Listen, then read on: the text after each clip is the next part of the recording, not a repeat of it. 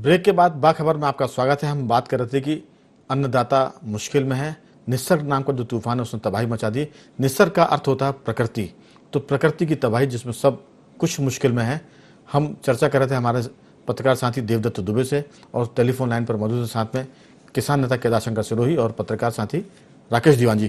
केदार जी बात पूरी करें, फिर हम लौटेंगे नरोत्तम मिश्रा जी की बाइट पर। जी देवदत्त जी जी आप बात पूरी करें। जो आप कह रहे थे कि किस तरह से खेती के मामले में सरकार या किसानों की जो मेहनत है वो पानी में जा रही है। पूरा इस बार तो कोरोना के कारण बहुत सारे नियम कानून को शिथिल करके व्यवहारिकता देखी गई। तो इस बार जो बीपीएल का गेहूं गरीबों में बांटा जाना था वो वहीं गांव में सोसाइटियों में ही दिया जाता और गांव से ही 4 महीने का एडवांस दिया जाता, गरीब आदमी अपने पास रखता और ये सब भंडारण की समस्या हल हो जाती है। सोसाइटियों में रखा जाता। अभी तो स्कूल भी गांव के बंद थे, ग्राम पंचायत भवन भी। तो इसको जबरदस्ती का जो परिवहन का एक खेल चलता है कि पहले इधर लाओ जिले से, फिर सोसाइटियों में भेजो, और जो हर साल जो गेहूं सड़ाया जाता है फिर उसके बाद वो बेचा जाता है। इन सब चीजों से ऊपर उठना चाहिए, क्योंकि ये तरह का बहुत अपराध बड़ा खेल है। मैं लौटूंगा आपके पास, सुन लेते हैं पूरे मामले में नरोत्तम मिश्रा जी जो गृह मंत्री, उनका क्या कहना है। 1,25,25,000 मैट्रिक टन गेहूं मध्य प्रदेश की सरकार ने खरीदा है। इसमें से 96% गेहूं प्रोक्योर हो गया है, वहां रख लिया गया है गोदामों में, और जो हमारे पीपी किट बने हुए हैं उनमें पहुंचा दिया गया है। ये बारिश जो अभी 15-20 दिन बाद आनी थी वो निसर्गा के कारण से बिफोर आ गई है। ये प्राकृतिक आपदा है और प्रकृति के ऊपर किसी का जोर नहीं होता है, इसलिए वो आई है। अब उसके लिए जो भी उचित हो सकता है हम वो कर रहे हैं। प्राकृतिक एक तरह से इसको मान सकते हैं कि प्रकृति का इसके हमारे ऊपर कोई कंट्रोल, हमारा कोई कंट्रोल नहीं है, क्योंकि 4500 केंद्र खोले गए हैं गांव-गांव में किसानों को सुविधा देने के लिए, और इसलिए गेहूं निश्चित रूप से खुले में थे, लेकिन उसके ऊपर भी हमने बरसाती ढकवाई है और किसानों के ट्रैक्टरों पे बरसाती ढकवाई है। किसान भी मिलकर, किसान और प्रशासन शासन मिलकर उसको जितना कम से कम नुकसान हो सकता है वो कर रहे हैं।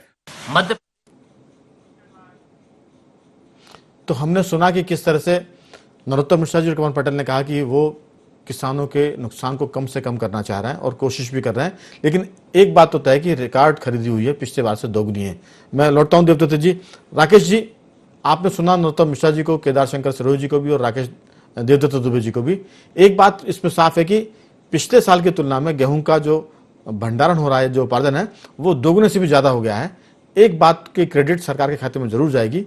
अब ये आखिरी का दौर था खरीदी का, जिसमें ये हजारों कुंटल गेहूं जो है इस पानी में बर्बाद हो रहा है। राकेश जी नहीं, लेकिन ये तो पहली बार नहीं हो रहा ना, ये तो हर साल हो रहा है। हर साल हमारा गेहूं सड़ता है। हमारा गेहूं 90,000 करोड़ का एक आंकड़ा एफसीआई से निकला था। 90,000 करोड़ रुपए का प्रतिवर्ष हमारे देश में अनाज जो है वो सड़ जाता है। 10% उत्पादन, कुल 10% उत्पादन हमारा कीड़े मकोड़े खा जाते हैं। तो ये सारी प्रक्रियाएं 20-25 साल पहले जब सुप्रीम कोर्ट में 2001 में पिटीशन लगाई गई थी और यही सवाल हुआ था कि भंडारण का इंतजाम करें, कोर्ट ने भी इस पर सरकारों को एक तरह का सुझाव दिया था कि भाई आप भंडारण का करें, और हर साल ये करते हैं कि भंडारण, लेकिन भंडारण क्यों नहीं होता है? इसमें मुश्किल क्या है भाई? आप प्रोक्योर करके अगर भंडारण कर देंगे तो जहां का तहां चला जाएगा, आप उसको कर लीजिए, लेकिन वो नहीं करना चाह रहे, वो करते नहीं है, और फिर बिल्कुल बेकार की कुछ भी चीजें करके अपना बीच में कुछ उन्होंने कहा कि साहब हम ईंटे का वो बना देंगे चबूतरा, उसके ऊपर रख के देखेंगे उससे पानी में सड़ेगा नहीं। ये सब फालतू की बातें। लेकिन असल बात ये है कि आपको भंडारण का इंतजाम करना चाहिए। जब आपके पास इतना अनाज हो रहा है, आज की तारीख में 5 साल अगर किसान एक दाना पैदा न करे तो पूरे देश को खिलाया जा सकता है। इतना अनाज हमारे पास भंडारों में मौजूद है। तो जब इतना अनाज आपके पास पैदा कर रहे हैं तो भंडारण कीजिए ना भाई। और उसका संबंध, दूसरी बात जो मैं कहना चाहता हूँ राघवेंद्र जी, कि इस उत्पादन का संबंध पेट से भी जुड़ना चाहिए कि भाई कितने लोगों का पेट भरेंगे आप। अगर आप शराब के लिए बनाना चाहते हैं गेहूं तो आप कह दीजिए ना कि हम जो है इतना अनाज सड़ाएंगे, उससे शराब बनाएंगे, हो गया। फिर झंझट नहीं होगी आपकी, आपको फिर इस तरह के लफड़े में नहीं पड़ना पड़ेगा कि यहाँ पर सड़ गया, यहाँ पर खराब हो गया। राकेश जी, आपने बड़ी साफ बात की है कि अगर सरकार ये कह दे कि हमको प्रतिवर्ष सड़ा हुआ अनाज चाहिए जो शराब के लिए काम आएगा, तो किसान फिर उस क्वालिटी का अनाज पैदा करेगा जिसमें वो कम मेहनत में ज़्यादा पैदा कर सकता है। क्वालिटी पर ध्यान नहीं देगा, फिर वो क्वांटिटी पे जाएगा कि ज़्यादा पैदा करे ताकि वो सड़ने के बाद शराब के काम में आए। ये आपका सुझाव समझ में आता है, लेकिन सरकार को इसमें अपना रुख साफ करना चाहिए, बजाय इसके वो गेहूं को सड़ाए और फिर वो शराब विक्रेताओं को बेच दे।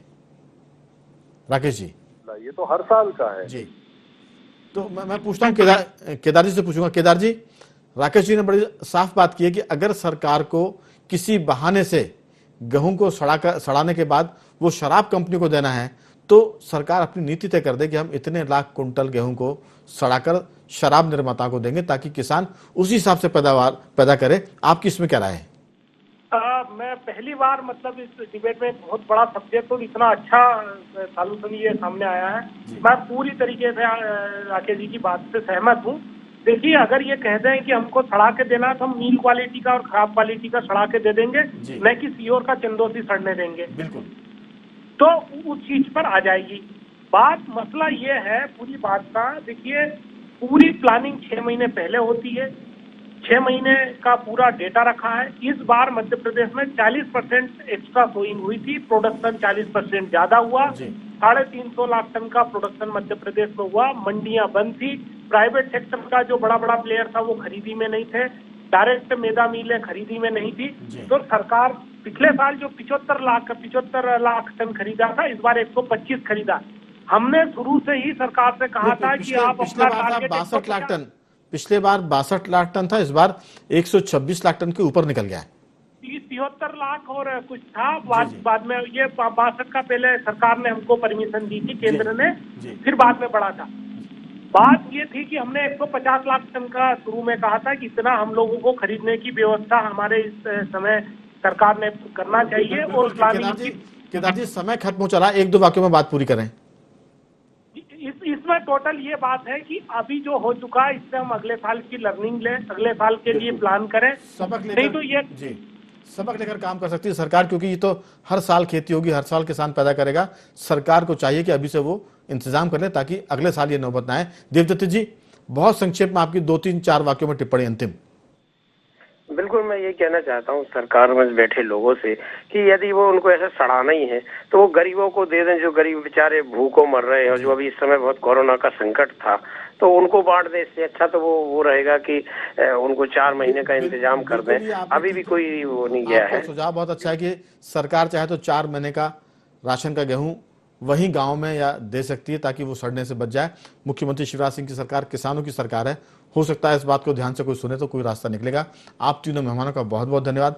राकेश दीवान जी आपका भी, केदार शंकर जी आपका भी, और देवदत्त दुबे जी आपका भी बहुत बहुत साधुवाद IND24 से बात करने के लिए। बाखबर के इस रंग में हमने आपसे कहा कि किसानों की जो मेहनत है वो पानी में जा रही है, लेकिन सरकार की भी एक सीमा है। पिछले साल 72-73 लाख टन गेहूं खरीदा गया था और इस बार आंकड़ा दुगने के आसपास पहुंच गया है। तो लेकिन इसके पहले सभी साथियों ने कहा कि ये संकट पहले से पता था कि तूफान आएगा, आने वाला है और उसमें सरकार कुछ इंतजाम कर सकती थी। खैर, सबक के तौर पर अगले साल क्या हो सकता है वो अभी से तय करना चाहिए, भंडारण की व्यवस्था करनी चाहिए। बाखबर के संग को समेटते और आते हैं बाखबर के अंतिम रंग की तरफ। आज हम आपसे फिर बात करेंगे प्रकृति के बारे में, प्रदूषण के बारे में। दरअसल 2.3 करोड़ वर्ष पहले सबसे ज्यादा था CO2 का स्तर। इतने सालों में कार्बन उत्सर्जन अब सबसे ज्यादा देखा गया है। CO2 की मात्रा बढ़ने से बढ़ रहा है पृथ्वी का औसतन तापमान। अमेरिका की लुइसियाना यूनिवर्सिटी की टीम ने इस बात पर रिसर्च की है। उसने बताया कि CO2 की मात्रा गंभीरता बहुत ही खतरनाक तरीके से ध्यान में रखनी चाहिए और इसको गंभीरता से लेने की जरूरत है। अब तक का सबसे अलग तरह का यह जलवायु परिवर्तन है और इसका कारण प्रकृति पर मानवता की या मानवीय लोगों की निर्भरता ज़्यादा है। इसका मतलब यह है कि पृथ्वी भी संकट में और मानव का जीवन भी संकट है। अगर जल्दी ही कुछ नहीं किया जाएगा तो हालात और बदतर होते जाएंगे। अलग बात है कि कोरोना के चलते अभी स्थिति थोड़ी सी प्रदूषण को लेकर अनुकूल है, लेकिन बाद में फिर ये प्रतिकूल हो सकती है। तो बाखबर में आज सिर्फ इतना ही। कल किसी और मुद्दे पर आपसे बात करेंगे। तब तक बने रहिए हमारे साथ और देखते रहिए IND24।